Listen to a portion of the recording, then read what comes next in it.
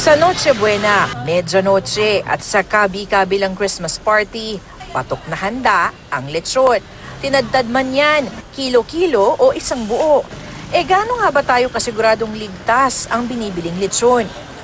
Kamakailan sa Legazpi Albay, kinumpiska ng National Meat Inspection Service at Legazpi City Veterinary Office ang kilo-kilong karneng umano'y mishandled, kasama ring nasabat ang mga lechong baboy na may amoy at nangingitim na.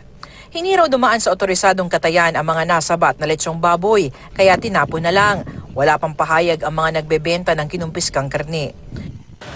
Sa Metro Manila, dinarayo ang mga tindahan ng lechon sa Laloma, Quezon City. Mismo ang National Meat Inspection Service duda sa kalidad ng mga lechon doon. Traditionally, talagang hindi pa sila ganun ka-compliance with regards to meat safety.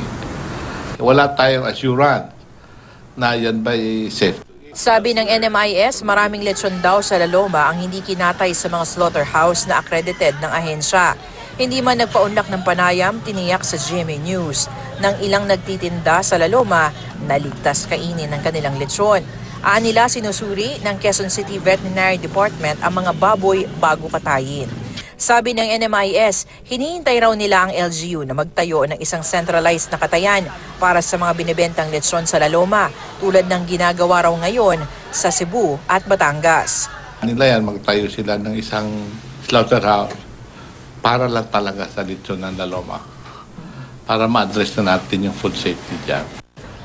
Wala mang sinabi tungkol dyan ng QC Veterinary Department, tiniyak nitong laging iniinspeksyon ng mga tao nila ang mga lechon sa Laloma. Actually, dito sa Laloma namin, kaming naka-assign na 3 meat inspectors. 24 hours ang meat inspection dyan. So, wala naman dapat ipag-alala mga bumibili ng lechon sa Laloma kasi inspected naman yan. At dumadaan naman sa slaughterhouse. Salima Refran, GMA News.